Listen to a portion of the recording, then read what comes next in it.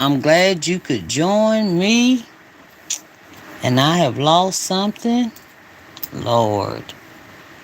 Oh my God. Okay. My goodness. Okay.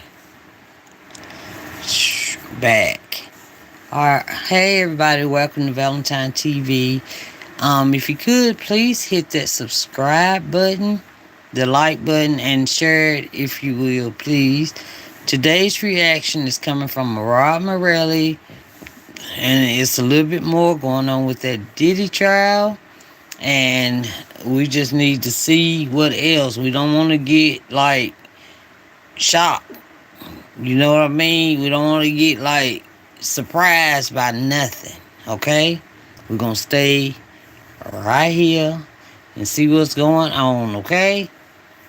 But I also heard that the minimum he can get is 15 years, okay?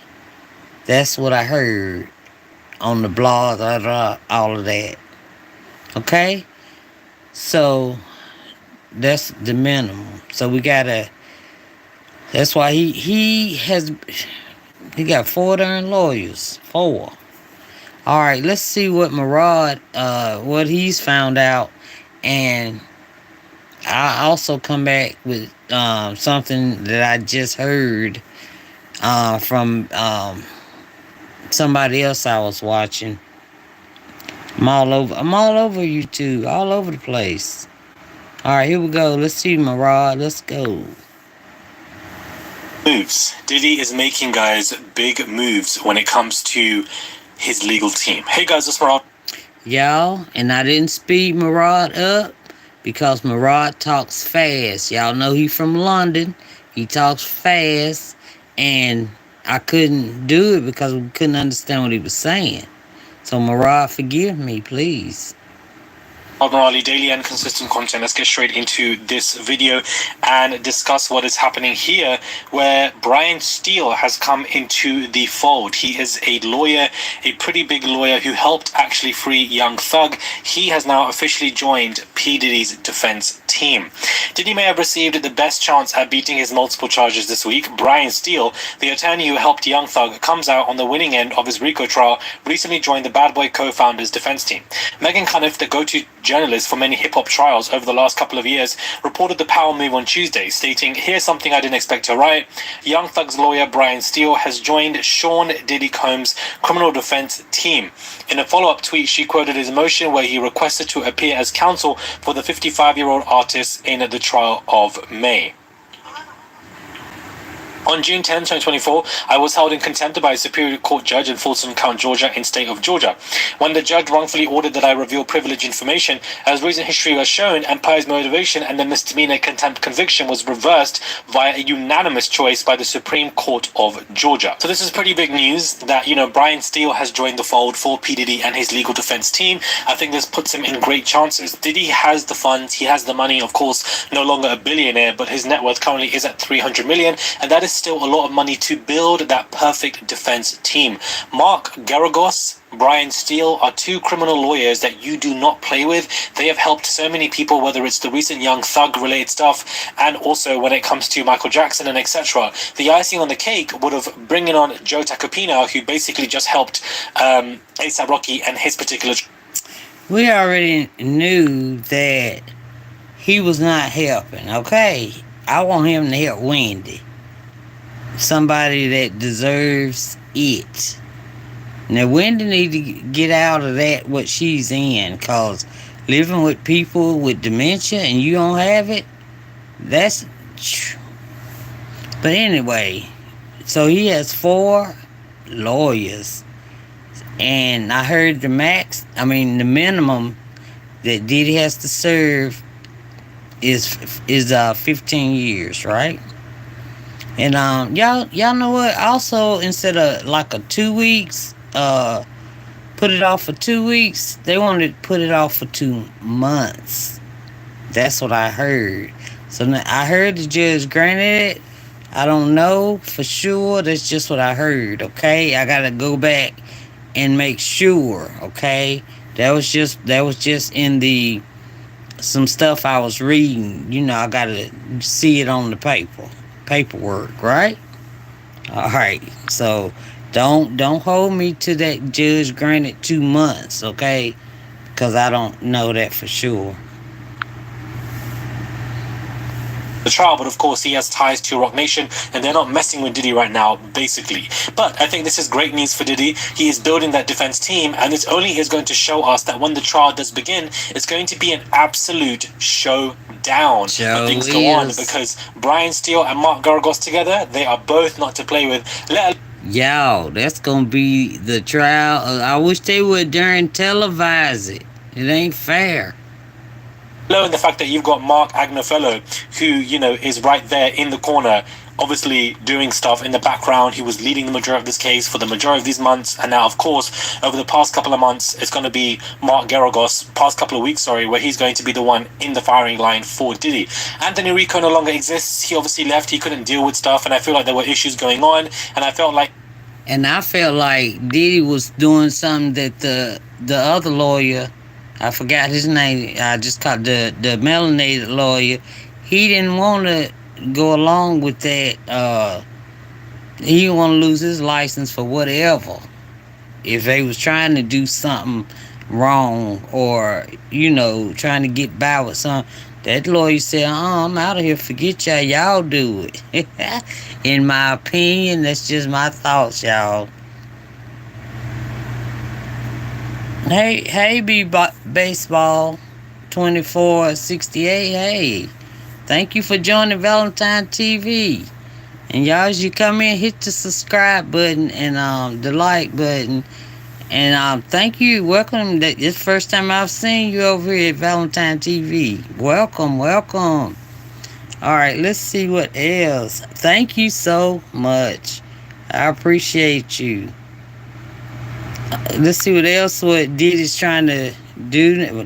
Girl, we gotta keep an eye on Diddy.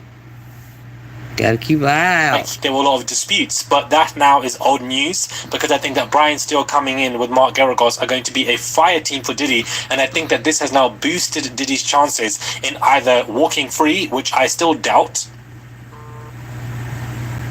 but I genuinely feel like what it will do is that it will help reduce his sentences.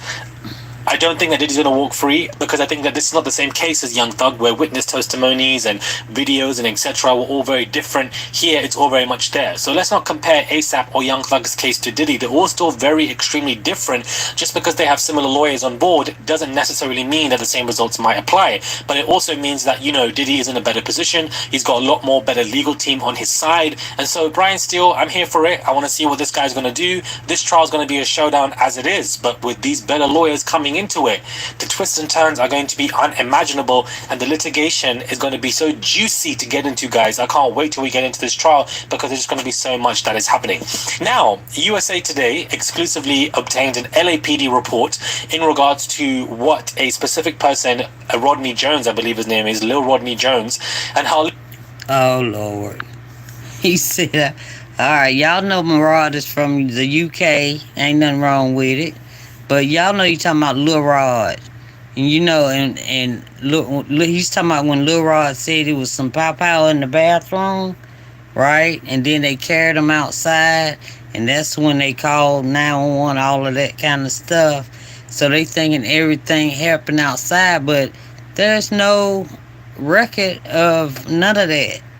But Lil Rod got the pictures, so we're gonna see where that goes, right? So that's what Murad is attempting to talk about. But Lil Rod does have the pictures. Yeah. And that's when like 3 went in the bathroom. It was Diddy, one of his sons, and the guy that got pop out, and 2 came out, Diddy and his son, okay? And Lil Rod said he went in there, and he said he picked the guy up and took him outside, all of that kind of stuff. Still, I think he still has the stuff with the stains all over it. I know he got the pictures, because he, I just know. All right. So I don't know. It's not in the police report, anything I heard. So let's just see what's going on with that. Lil Rodney Jones stated in his lawsuit that there was basically blood at a shooting back in August 2022, and that he had to obviously call 911, take him to the hospital, make sure that he was okay. The LAPD report is not stating any of that. Like, none of that is there, as if this basically did not happen. It's so interesting. Right. An 18-page LAPD report has been revealed, and it's so intriguing because it makes no mention of any bloody scenes. Instead, it shows that police focused their efforts on an altercation outside the studio. The report paints a far different picture from the one described in Lil Rodney Jones' lawsuit and raises questions about what really happened. Did the shooting follow an argument amongst the three men inside the building, as Jones' suit says, or was it in the result of an attempted robbery outside that had nothing to do with the music mogul? According to Jones, Combs insisted that he told the police that G had been shot in a drive-by outside rather than after a heated conversation. In a letter to Jones's lawyer, Tyrone Blackburn, which was filed as a case, attorney Jonathan D. Davis called Jones' allegations bold-faced lies, saying Mr. Combs and his son were never suspects, never investigated, and never interviewed by the police. The police report obtained by USA Today confirms that Sean Combs was inside the studio when the shooting occurred, but doesn't list him or his son amongst the people questioned because, as you know, I believe not Christian, Justin Combs, I believe, was there. Blackburn says there's a reason for that. As we said from the beginning, there is a huge cover-up. Davis did not return a telephone call from USA Today. One of Combs' lead civil attorneys, Erica Wolf, did not immediately return phone or email. A spokesperson for the LAPD said detectives were unavailable and told a reporter to file a records request instead. The shooting victim could also not be reached. Interesting. USA Today. And you know what? They still haven't found him. I wonder where he is, and he was a friend of Diddy's son. That's what, and they was in a heated little argument, and that's why they went in the bathroom, and Diddy went with them. And Diddy and his son came out now. Hello, hey, how you doing? Hey, y'all. Please hit the subscribe button as you come in. I appreciate it so much.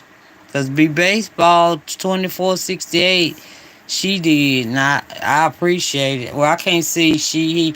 I'm sorry. I'm doing it on my phone. I can't even see. But anyway, y'all.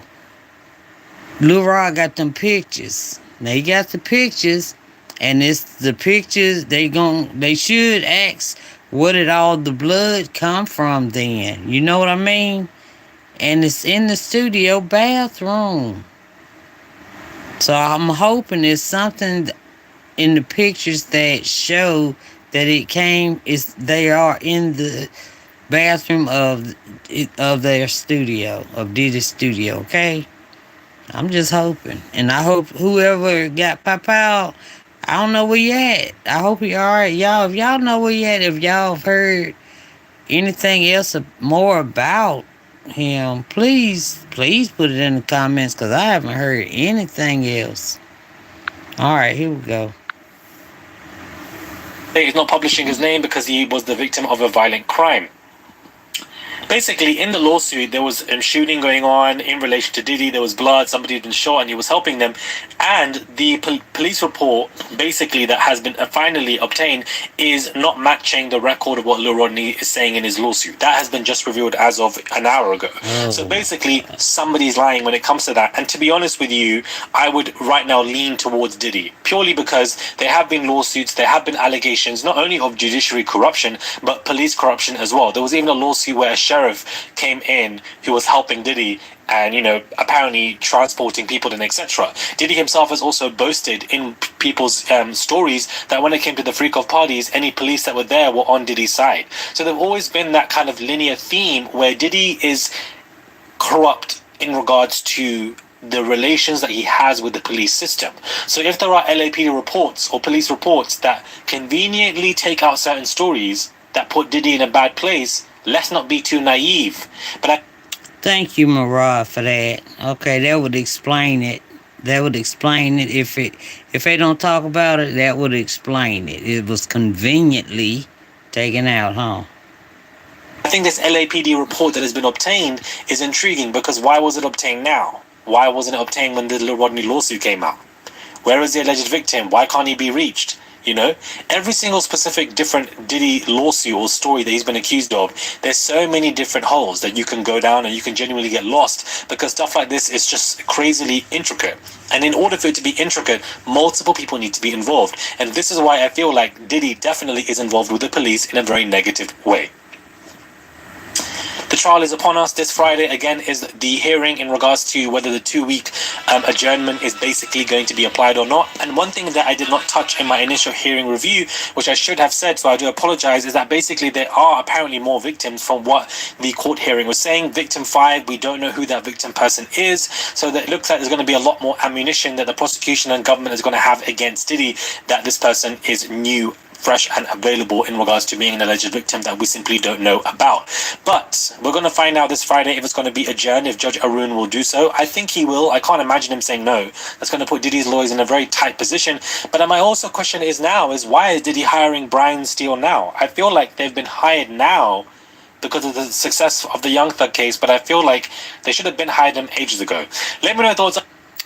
Yeah, and y'all know that's why I told y'all that I heard they want 2 months, but we gonna see. I'm gonna let it go right here. Y'all can go to Murad. He's on YouTube. And I will talk to y'all later, okay? Thank y'all for subscribing and liking and sharing. I appreciate it so much. All right. Bye.